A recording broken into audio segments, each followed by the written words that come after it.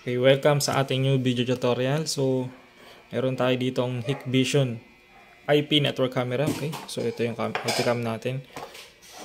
So, SD card. So, video tutorial natin. Paano nga ba mag-add ng IP camera sa HikConnect account? Okay, sa HikConnect app. Ano ba yung HikConnect app? So, ito yung application kung saan makikita mo yung online viewing ng Hikvision camera. Pakita ko sa inyo. Ito. Okay. So, ito yung Connect application. Pindutin natin to. So, madalas kasi ang alam ng iba, ang pwede lang i-add dyan ay NVR. Pero ngayon, mag-add tayo ng IP cam. So, ito yung iba. Ito yung isa sa mga sample. Okay. Pindutin lang natin to. So, yan. So, yan yung isa. So, ito, merong recorder, DVR, anything. So, nakadaan siya sa recorder. So, ngayon, i-add natin dyan itong IP camera na to. Okay? So, didirect na siya. Hindi na siya dadaan ng NVR, DVR, dadirect na natin. So, pwede ba yun? Pwede po yun. So, ito kasing camera na to is IP camera. So, papakita ko sa inyo yung capability nito. Okay? So, pag nilagyan, pwede siya mag-record via SD card. Okay, so pag nakita mo to, ito. Ayan, pag binuksan natin to,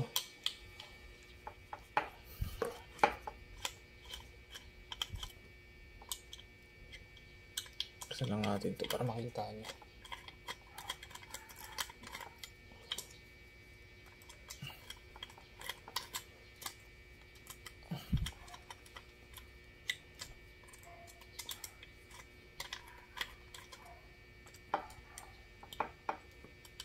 Bukas.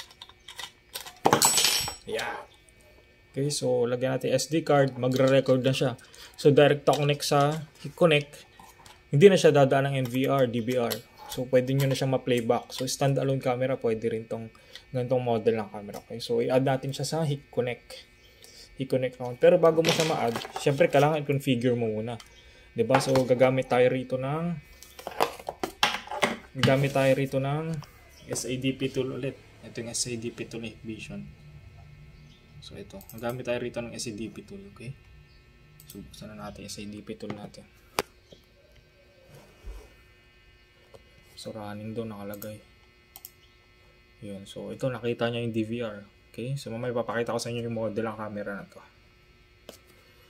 Okay, so una muna, syempre, ito yung camera natin. So pakita ko yung system. Okay, so ito yung camera natin. Siyempre dapat ito connected sa modem. Okay, so ito gagamit ako rito ng switch. Okay, so ito yung LAN port. Ito yung LAN cable natin. Pumunta na yan sa modem. Dumirect na yan sa modem. Tutusok ko na lang dito. Okay, saksak natin to. So ayan na. So dumaan na to pumunta na to sa modem. Okay,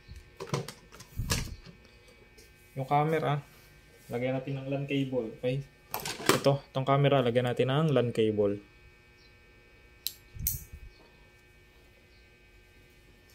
Tapos yung isang side, lagyan natin dito sa switch. Ito. Okay, pag nalagay mo na yan, magagana yan kasi switch lang yan, hindi PoE yan. Okay, so pwede ka naman mag PoE para hindi ka nagagamit, para kailangan pa kasi ito ng power supply. Kung hindi PoE yung switch mo, PoE switch, gagamit ka ng power supply. So sa case na to, kailangan ko ng power supply kasi hindi PoE. Okay, so lagyan natin power supply yung IP camera natin. Pero pwede kayo mag PoE switch. Okay, power supply. Okay, tusok natin to. So ito yung ano natin. Ayan, gumana na yung camera. Ito yung camera. Ayan o. Okay. So yeah. Pag okay na yan, nalagay mo na lahat. Pupunta tayo ngayon sa SADP tool natin. Okay. So yan yung SADP tool. So i-press lang natin yan. Dapat ma-detect niya yung IP cam. Okay? So, antayin natin ma-detect. So, ito yung model lang. Ito yung IP cam natin. Kita nyo? Kita nyo ba? Hindi.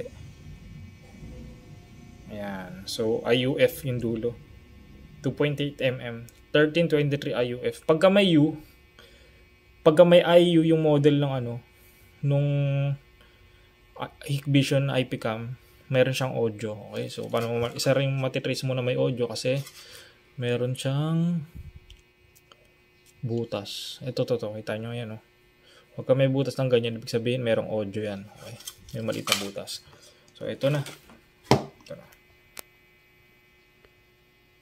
Tama yan na. Na-detect na ni SADP tool yung camera natin. Ito yung camera natin. Yan. So, 1.64. Okay? So, naka-default IP address pa nakalagay, inactive. Kasi bago yung IP cam natin. Okay? So, ayan. Nakita nyo. Inactive. So, hindi pa activated. Okay? So, syempre, yung gagamitin mong desktop laptop, dapat nasa isang network connected sa modem kung saan connected yung IP camera mo para magtagpo sila. So, ang gagawin mo rito, kunin mo yung IP address. 192.168.1.64. Then, punta ka sa browser. Ta-type mo yan. 192.168.1.64. Okay. So, type natin yung IP address. Search natin yan.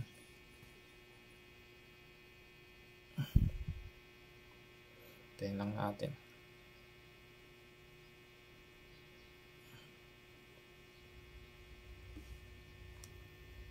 Yeah. So, ito. Restore natin. Relogin natin.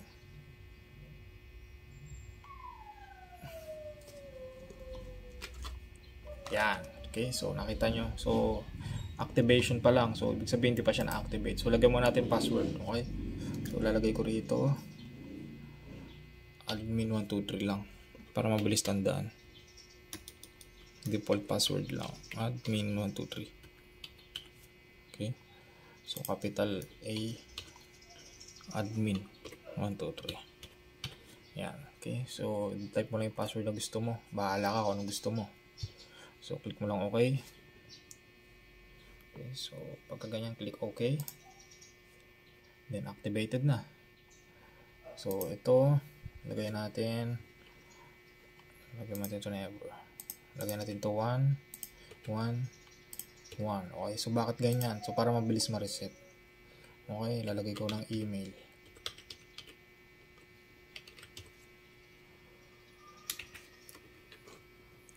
Sagi.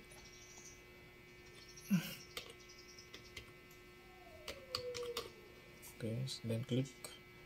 Okay.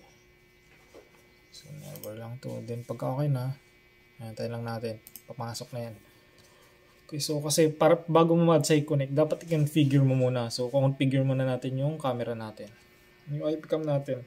Okay, so, pagka pumasok na ganyan, okay, so, punta ka sa configuration.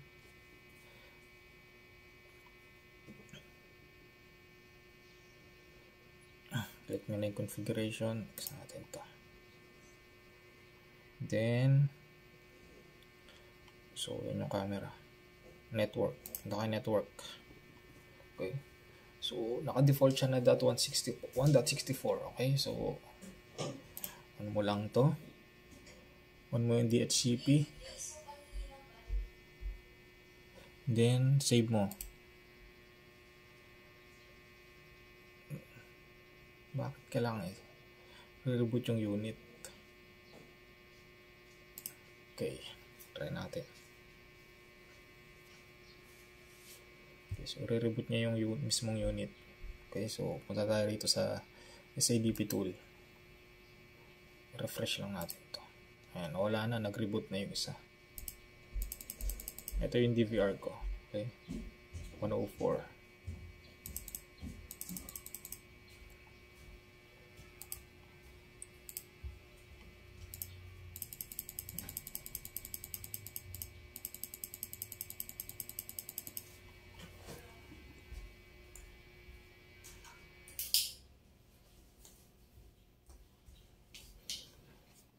Okay, so ito na, 00. Ba't 00? Ayan, 106. Nagbago na. Okay, so nagbago na yung IP address niya, 106. Okay, so ito lang, balikan natin to. Edit natin to.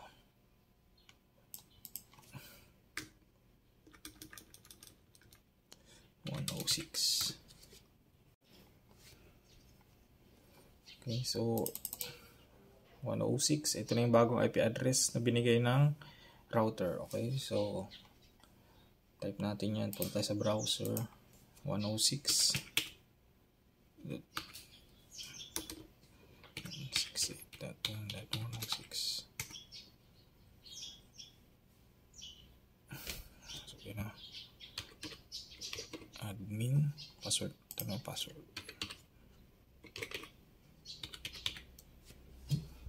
Login. Ayan, hintayin lang natin makapasok. Then pagka nakapasok ka, punta ulit ng configuration.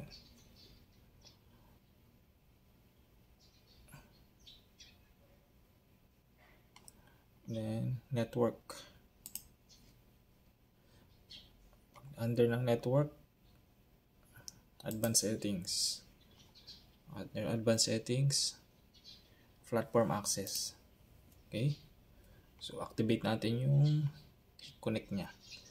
Okay, so ito yung connect. Okay, so kailangan mo i-activate to kasi naka-offline yung status dito. Okay, so dapat i-activate yan kasi pag di na-activated yan, hindi mo rin makakonect dun sa connect app. Enable natin to.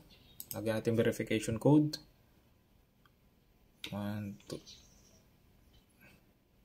Lagyan natin verification code. Maglagay ka kahit anong gusto mo. Kahit anong gusto mong verification code. Okay? Then click OK. Then save. Okay, so balik tayo sa network. Basic settings. 106. Balik tayo advanced. Tignan natin kung mag-online. Okay, so yan. Naka-online yung status. Pag online yung status nito, ready to add na sa cellphone. Okay, so add natin. Download mo yung Connect app, then mag-register ka. Sa case ko, naka-register na ako. Okay.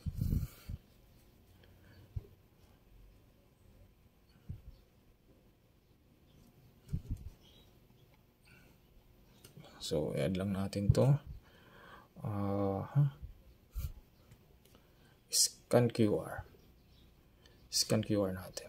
Allow. Okay. So, yung QR nito, makikita nyo rito sa mismong camera. Scan natin to. Ito, kita nyo yan. Ito. So, i-scan natin yan.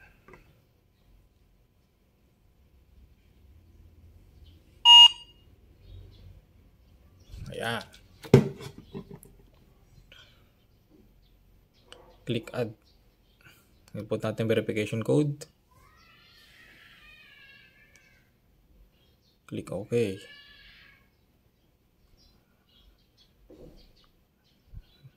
Ayan. So, yan na yung camera natin. IP cam.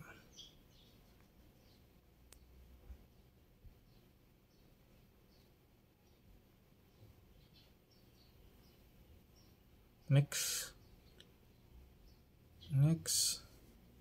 Skip simulator. Okay. So, yan na. Restart lang natin yung phone natin. Problema eh. So, ito na. Ayan. Kita nyo? Ayan o. Okay. So, na-connect na siya. Relaunch natin.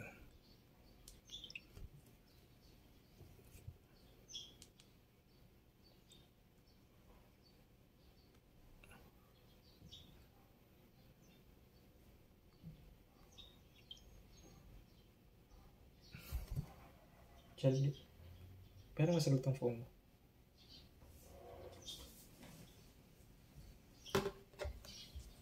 So, gamit ako ibang phone. Teka lang. Pakita ko lang. Okay. So, isa lang kasi connect account namin. Okay, so, ayan. Ayan yung IP camera.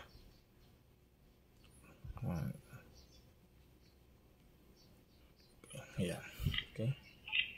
So, meron siyang audio. Ayan.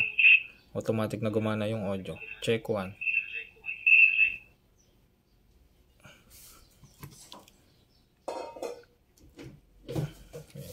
So, yan. So, ganun lang kadali mag-add ng IP camera sa Hikconnect account. Okay? Kung may question ka regarding sa magandang setup, comment down below. Okay? So, comment down below. Subukan natin sagutin lahat ng question nyo.